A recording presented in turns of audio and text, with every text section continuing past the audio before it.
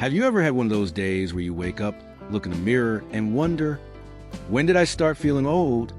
Maybe your body aches a little more than it used to, or you're just not bouncing back from things like you did in your 40s or even your 50s. And even though you're doing your best to stay healthy, eating right, going for walks, taking your vitamins, something still feels off. You're not alone. Getting older brings wisdom, yes, but it also brings challenges. And the truth is, it's not just about aging itself. It's about how we age. There are certain habits, certain mindsets, even, that quietly sneak into our lives as the years go by. We barely notice them. But left unchecked, these dangerous traits can increase our risk of disease, disability, and even early death. Now, before you panic or think this is all gloom and doom, I want to reassure you, there's a lot we can do about it. This isn't about fear, it's about power. It's about knowing what to look out for and how to gently, gradually turn things around. Because every day, no matter your age, is a new chance to take better care of yourself. And sometimes, all it takes is a small shift in mindset or a simple change in daily routine. So in this video, we're going to talk about 5 common traits, some emotional, some physical, that can quietly make life shorter, and how to break free from them in a way that feels natural, doable, and even uplifting. We'll keep it simple, practical, and above all, kind to yourself. Let's begin with the first one, and it's a big one. Have you ever caught yourself saying, "What's the point?" Maybe it's about your health, or getting dressed up, or trying something new. That feeling, that deep sense that your best days are behind you, can sneak into your heart and settle there like a fog. This first trait is giving up on purpose.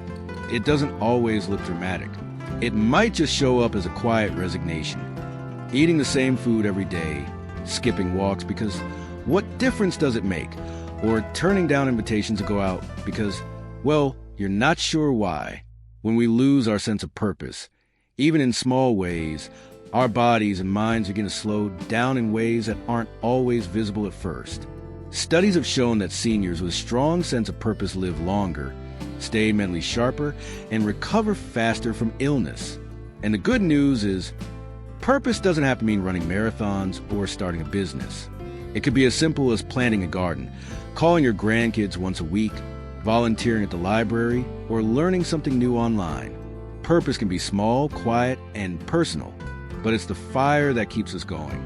If you've been feeling like you're drifting, here's one thing you can try. Wake up tomorrow and ask yourself, what is one small thing I can look forward to today? Just one. A good cup of tea, a short phone call, listening to your favorite old song. Write it down if you can. Little moments of meaning add up, and they build a life that still feels worth living, no matter your age. Now, let's talk about the second trait, and this one might surprise you. It's isolation, pulling away from others, even when you don't mean to. Now I know, not everyone is a social butterfly, and being alone isn't always a bad thing. But as we get older, life can start to shrink. Friends move away, people we love pass on. Health issues make it harder to get out, and before we know it, days go by with barely a real conversation. The danger with isolation is that it doesn't just affect our mood, it affects our body. Lonely seniors are more likely to develop heart disease, high blood pressure, and even memory problems. It's like the body hears, "I'm alone," and starts to shut down little by little. But here's the beautiful part. Connection doesn't have to be huge or complicated. It could be a 5-minute chat with a neighbor, joining a walking group at your local park, or even learning how to video call your grandkids. Trust me, they'll love showing you how. If mobility is a challenge, consider calling an old friend just to say hi. You might be surprised at how much joy that simple call brings. To both of you, I once knew a woman in her 80s who lived alone and didn't drive anymore. Every Wednesday, she'd bake something small, just muffins or banana bread, and leave at the front desk of her building for the staff. Just like that, she made connections. People stopped to talk to her, thank her, ask her for the recipe. It was her way of saying, "I still matter, and so do you." And you know what? She thrived. Sometimes, reaching out feels hard, especially if it's been a while. But just like stretching a muscle, the more you do it, the easier it gets. And the rewards? They're worth it. All right, we've talked about purpose and connection. Let's move on to the third trait. And this one is sneaky. It hides behind habits we've had for years. I'm talking about ignoring your body's whispers. You know what I mean. That little ache in your hip that's been there for months. The shortness of breath you chalk up to just getting older. Or the nights you don't sleep well, but figure that's just how it is now. Here's the thing. Our bodies are always talking to us. And as we age, those whispers get more important, not less. Because many serious health issues don't start with a shout. They start with a whisper. A little change in energy. A new pain. A bathroom habit that feels different. But if we ignore them, those small signs can turn into big problems. I'm not saying you need to run to the doctor for every little thing. But I am saying, listen, tune in, keep a small notebook of symptoms, even if they seem minor, and talk to someone about them. Not from a place of fear, but from a place of care. You do it for your child or your spouse, right? You deserve that same kindness. And don't let anyone brush you off with, it's just your age. Aging may change us, but it should never silence us. You know your body better than anyone. Trust it. Speak up. Get a second opinion, if you need to. I once met a man named Roger. He was 72, sharp as a tack, but had been feeling lightheaded for weeks. His doctor told him it was nothing, but his wife pushed him to get checked again. Turns out, he had low iron and an early-stage ulcer, easily treatable. But if he'd kept ignoring it, it could have become something far worse. Listening saved his life. So if your body is whispering something, listen closely. It may be the most loving thing you do for yourself this year. Now that we've touched on staying connected, finding purpose, and listening to your body, let's keep this momentum going. Sometimes all it takes is listening, really listening, to what your body and heart are trying to tell you. But as we keep going, there's another trait we need to talk about, and this one can creep in quietly over the years without us even noticing. It's resisting change, especially when it comes to how we take care of ourselves. Now I get it. After 60, we got decades of habits behind us. We've got routines that feel comfortable, and comfort becomes even more important as we age. But here's the thing. The world keeps changing, and so do our bodies. What worked for us at 40 or 50 might not be doing us any favors at 70. Let's take something as simple as food. Maybe you've always had toast and coffee for breakfast or a ham sandwich for lunch. Those meals might have felt fine when you were younger, but now they could be messing with your blood sugar, sapping your energy, or even contributing to inflammation that makes your joints ache. But instead of experimenting with a new breakfast, maybe oatmeal with berries or eggs with a handful of greens, we stick to what we know, because change feels like work. But the truth is, not changing is often more dangerous.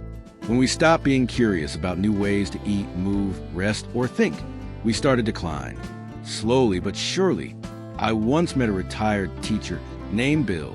He was proud of his routines, eggs and bacon every morning, a nightly beer, no stretching, and the same walk around the block every day. But he started gaining weight, feeling stiff, and struggling with his sleep.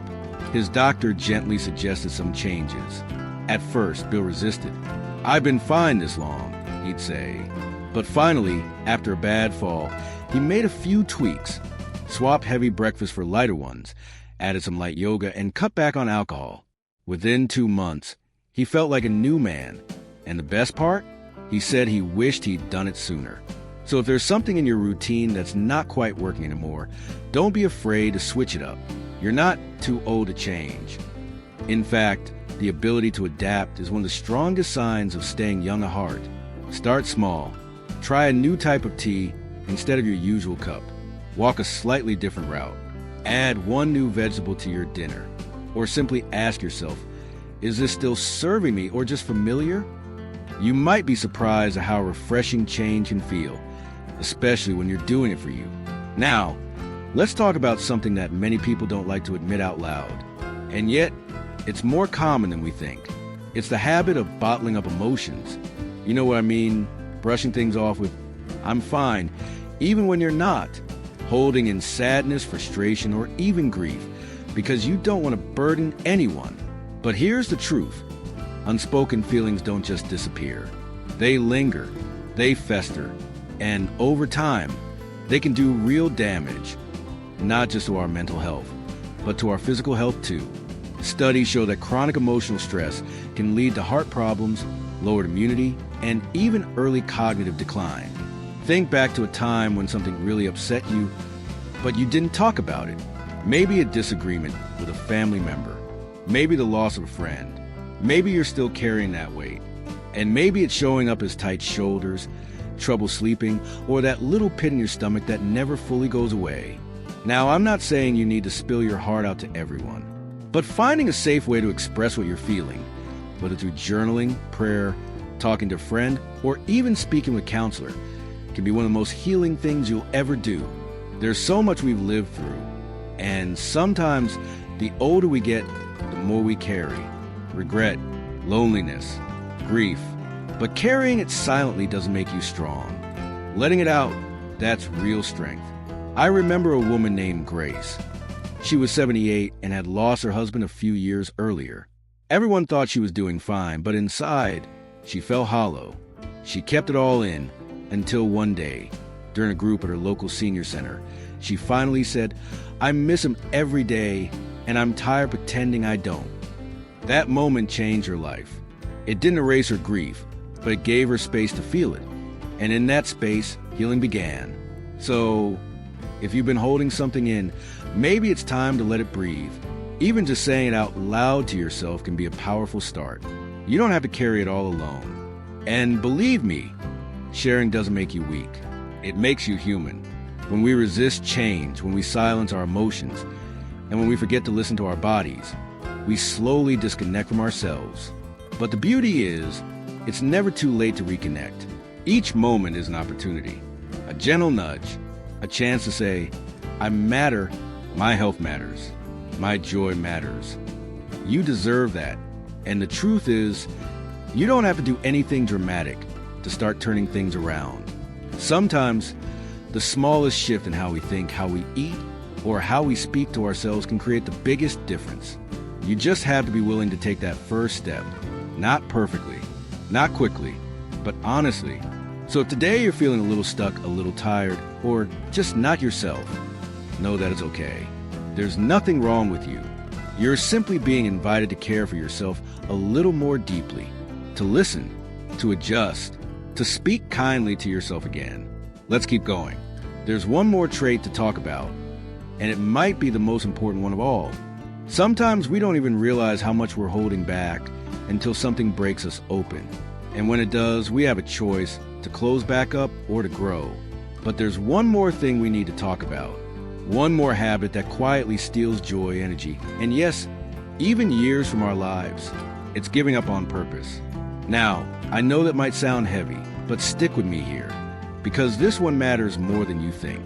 As we get older, society often sends a message that our best days are behind us, that once we retire, once the kids are grown, once we're out of the game, we're supposed to just slow down, fade into the background, take it easy.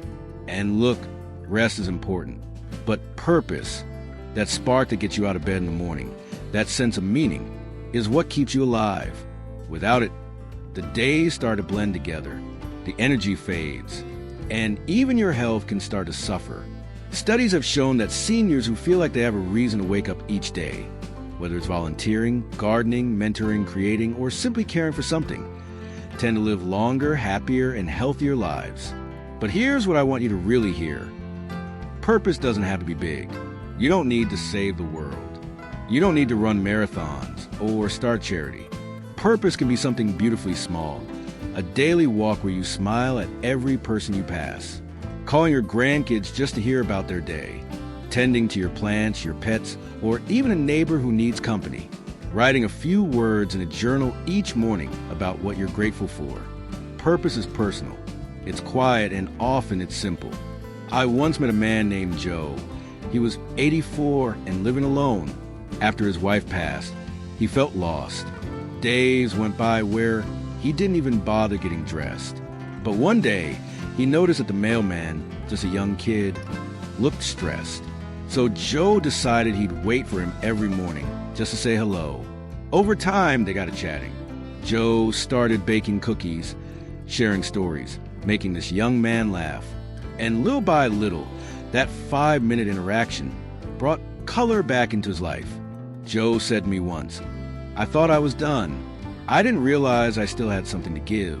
But kindness, that's something we never run out of." And he was right. You don't need to be anyone else. You just need to be you, with heart. That's enough. That's always enough. Now, if you've been sitting there thinking, "But I don't feel like I have a purpose anymore," I want you to take a deep breath. Close your eyes, even for just a second, and ask yourself, what makes me feel like me? What do I love? What brings me peace? The answer might not come right away, but it's in you. It's always been in you. You might have to try a few things. Revisit old hobbies, start a new one, join a group, volunteer a few hours, or simply make a new friend. But that spark will return. And when it does, it changes everything. Because the truth is, these 5 dangerous traits we've been talking about, they don't define you. They're not who you are. They're just habits, patterns. And like any pattern, they can be rewritten. You are not too old to change. You are not too late to feel better. And you are definitely not done yet. Your story is still unfolding, and you get to write the next chapter. Maybe this chapter is about reconnecting with your body. Maybe it's about letting go of old pain. Maybe it's about reaching out instead of turning inward. Or maybe, just maybe, it's about finding joy in the little things again. A walk in the sun, a good laugh with an old friend. Try a new recipe just because you can. Singing in the shower, even if it's off key. These moments matter. And here's something else I want you to remember. Taking care of yourself, really caring for yourself, is not selfish. It's essential. Because when you feel good, when you feel alive, the people around you feel it too. You become a light. A quiet example of what it means to age with grace, strength, and purpose. So, wherever you are right now, physically, emotionally, spiritually, know this. You have more power than you think. The power to move, to grow, to let go, to begin again. And no matter how many years you've lived, there's still time for joy. There's still time for connection. There's still time to love your life. Now, if any of this resonated with you, even just a little, I'd love to hear your thoughts. Share something in the comments below. Tell me what you're working on, or simply say hi. I promise I read every message. If you found this video helpful, go ahead and click that like button. It lets me know I'm on the right track. And if you want more simple, honest, and uplifting advice about living well after 60, don't forget to subscribe. I've got so much more I want to share with you. You deserve to feel good in your body, your mind, and your heart. And I'm here to remind you, every step of the way, that it's possible. So here's to living your best life at any age. You're still here. You're still growing. And you're more powerful than you know. Take care, and I'll see you in the next video.